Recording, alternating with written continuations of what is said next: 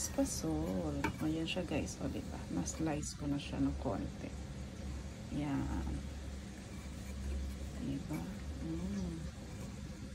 Yummy, yummy ang ating espasol. Sangag tayo guys, ang damiling na malagkit. Yan, sangag muna natin yan guys, bago natin gawing espasol. Guys, naluto na siya, nahalo ko siya ng 30 minutes at medyo nag-brown na nga siya ng konti. Yung iba guys, kukuha tayo, lalagyan natin sa isang mangkok para mamaya gagamitin natin to guys, para hindi magdikit-dikit ang mga espasol na hihiwain natin. Yan siya guys, o diba? Tapos lalagyan ko na yan guys ng iba pang sangkap. So guys, ito yung gata ko guys, na pinreserve ko na nakaraan. Dinagdagan ko na lang ng bagong gata. Yan ang nasa lata. Tapos sinet aside ko muna yung isang nasangag ko ng sinangag na 750 grams na giniling na malagkit. Ngayon naman, ang next natin is lalagyan natin siya ng Alaska Evap milk, diba? Para mas malinamnam siya. Yan, yung 360 ml guys ang ginamit ko. Ayan siya guys, oh. Isang lata ang ilalagay natin. Tapos lagyan natin siya ng itong wash sugar, yung kulay brown ng konti. Alam niyo ba, mas mahal ang brown sugar dito sa Japan kaysa sa white sugar. Pwede naman yung white guys gamitin, pero mas maganda kasi yung brown, para maging brown naman ng konti yung ating gagawing espasol. Yan siya guys. Tapos unti-unti nating ilalagay ito dito, tapos hahaluin natin. Yan ang hahaluin. Ayan guys, ulit guys. Tapos guys, lagyan natin siya ng konting asin para hindi siya nakakaumay. Yan. Yan na siya guys, unti-untiin lang natin. Naan lang natin ako eh. Yan, hanggang sa masipsip na niya lahat yan. Tapos hanggang magdikit-dikit na yan guys, kasi malagkit yan. Kaya maya na lang ulit guys, kasi mahirap maghalo ng isang kamay.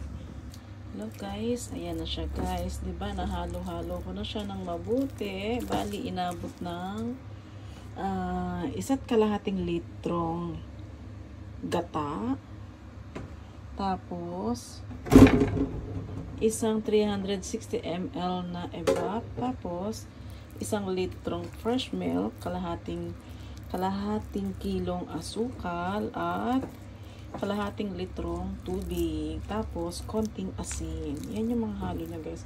Then halo-haloin lang natin yan guys hanggang sa tumigas na siya ng konti at pwede nang ahonin. Yan, may ulit guys. So guys, yan guys, nakita nyo guys, medyo makinis na siya, wala na mga buo-buo. So ibig sabihin yan is malapit na siya. Hindi pa siya luto guys, konting halo pa kasi parang medyo malambot-lambot pa siya. Maganda yung makunat. Tapos para pag nilagay sa lalagyanan at nilapat, at tapos lagyan natin yung iniwalay kong sinangag na giniling na malagkit din guys. Yun ang gagawin natin para hindi magdikit-dikit yung espasol. Ito siya guys, ito. Yan yung isa sa mga sinangag ko dyan. Hiniwalay ko na. Ayan siya guys, diba? Diba guys, ang kinis na niya. Natunaw na siya lahat. May mga mangilan-ngilan, so hindi maiwasan yun. Kaya tsaga-tsaga lang sa paghahalo. Yan guys, kulang 1 hour ko na siyang hinahalo. Habang nanonood ng Netflix at makeup. Maya-maya may tumatawag si Negro. Kaya habang kausap ko siya, hinahalo ko to. Diba? Maya ulit guys. Yan siya guys, na salin ko na dito. Diba? Ipaplat ko na lang siya dyan guys. Tapos lalagyan ko ulit ng giniling na malagkit sa ibabaw. Ito yung naplat ko na. Tapos nilagyan ko na siya ng giniling na malagkit sa ibabaw ulit. Pag malamig na siya guys, saka ko siya hihiwain.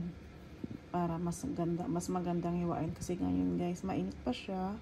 So medyo malambot-lambot pa siya. Didikit-dikit pa siya masyado. Kapag medyo malamig na, medyo matigas na siya ng konti. Hello guys, ayan guys, hinihiwa ko na siya para mahiwa-hiwalay na.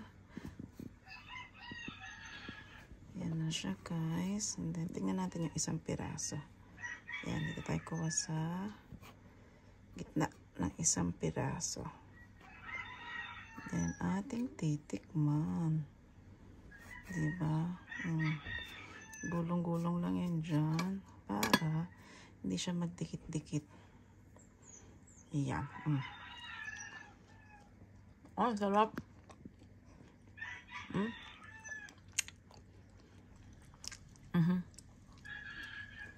Ang sarap. Sarap. Guys, ayan na. Yung mga nahiwa ko. Medyo binayo-bayo ko siya ng ganyan para hindi siya mayupi-yupi. Kasi nilagay ko siya sa isang lalagyan. Pagkatapos ko hiwain. Yan na siya guys. Coated na siya ng kanyang na sinangag na giniling na malagkit din. Hindi siya harina guys. Giniling na malagkit din yun na sinangag. Luto na rin siya. So pwede na rin siya. Pwede siyang kainin at hindi sasakit ang tiyan natin dyan. Diba? Yan ang aking spasol. Pangkain lang kasi namin yan guys. Hindi siya pang tinda. Kaya ganyan lang ang hiwa niya. Pero kung pang tinda siya, dapat yung medyo mahaba ng konti. Ito, 1 bite size lang kasi siya.